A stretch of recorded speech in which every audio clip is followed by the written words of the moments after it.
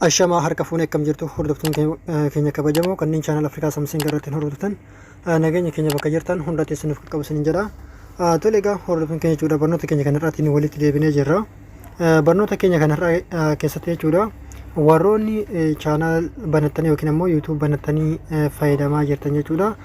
Kanneen maallaqa yookiin immoo galii irraa argachuu barbaadan video copyright isinirratti ta'e jechuudha. Copyright isinitti ta'e jechuudha. Videoon keessanuu isinuu video jechuudha akka YouTube irratti hin maxxansine ofirraa isin ugguranii fi akkasuma jechuudha viidiyoolee garaagaraa kanneen copyright isinirratti ta'e karaa kamiin akka ilaaluu dandeettan viidiyoo kana karaa kamiin akka ofirraa uggura warri YouTube isinirra kaa'e kana jechuudha. Iyyannoo abbaan viidichaa isinirratti iyyatee warri YouTube isinirra kaa'e kana iyyannoo san ofirraa ugguruu akkamitti isin dandeettan isinitti agarsiisa jechuudha. Akkasuma jechuudha viidiyoo kana hoo akkamitti ofirraa kaa'anaa kan jedhuu fi viidiyoo warroonni YouTube jechuudha akkasuma jechuudha iyyannoo garaagaraatiin viidiyoo keessan kan isin YouTube channel keessatti maxxansan isinirraa warri kaase yookiin ammoo buuse akkamitti akka isin arguu dandeettan isinitti agarsiisa. Amma xumura viidiyoo kanaatti daawwachuudhaan na faana tura. Tole maal gootu Google Chrome ni filattu.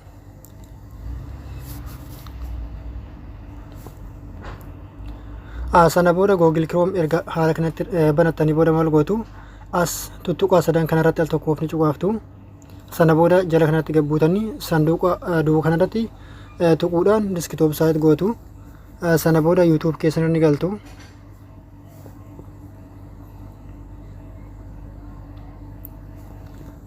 Tole sana booda YouTubein keessan jechuudha akka nama PC yookiin ammoo kompiitaraan fayyadamuutti isiniif banama. Sana booda as profaayilii keessan kanarra ni dhuftu.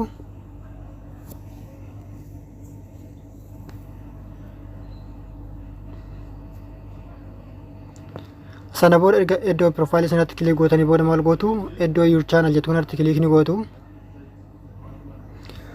Sana booda deebitanii customize channel iddoo kanatti kilik ni gootu.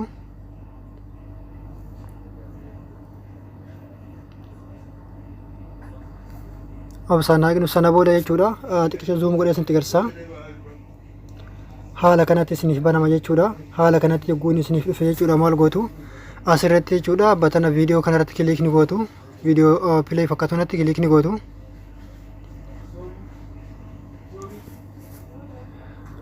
Tole sana booda jechuudha sarara dalagarra jirtu jechuudha iddoo kanarratti jechuudha waan akka sarara kanarratti al tokkoof kilik ni gootu.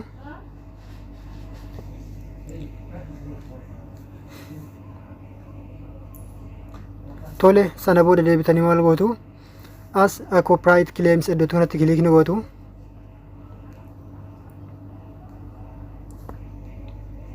Akkuma isin agartan jechuudha viidiyoo fuula kanarratti jechuudha viidiyoo keessan kan copyright qabu isiniif fida jechuudha. Akkasuma jechuudha viidiyoo bu'ees haaluma fuula kanarratti isiniif fida jechuudha.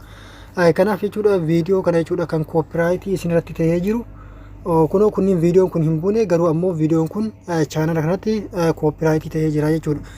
Copyright ta'uun viidiyoo jechuudha baay'ee rakkisa jechuudha galii YouTube irraa argachuudhaaf akkasuma jechuudha monetization yogguu hin goonattanii isiniif hin ta'u jechuudha viidiyoon keessan yoo copyright qabaate chaanala keessan jechuudha.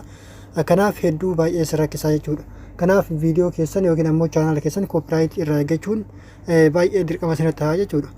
Egaa sana booda maal goote jechuudha viidiyoo kana jechuudha copyright isaa jechuudha ofirraa ugguruudhaaf xiqqishoo haala kanatti zoom ni gootu. As copyright claims kan jettu kanatti sarara viidiyoo gubbaan jiru kanatti viidicha san fuulduraan al tokkoof asirratti kilik ni gootu. Sana booda see details iddoo kanatti kilik ni gootu.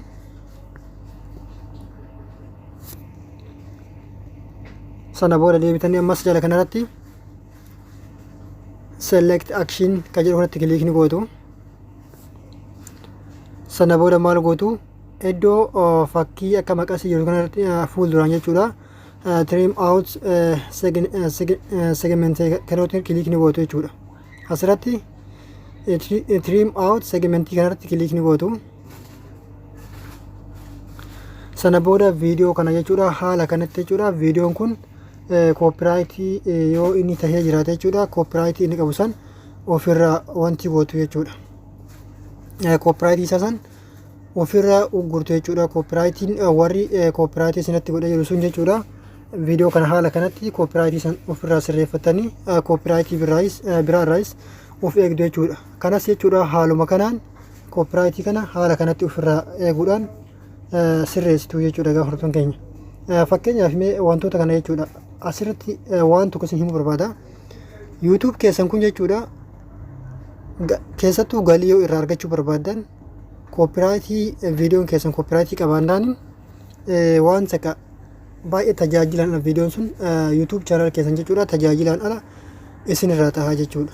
Warroonni YouTube jechuudha warri YouTube dhaabbanni YouTube viidiyoo koopiraayitii qabu irratti kaffaltii isiniif hin kaffalanii akkasuma jechuudha chaanala keessanuu deemanii jechuudha koopiraayitiin keessanii yoo heddummaate chaanala keessan sanuu isinirraa ugguranii jechuudha. Kanaaf viidiyoo koopiraayitii irraa akka of eeggattan isin beeksisa jechuudha.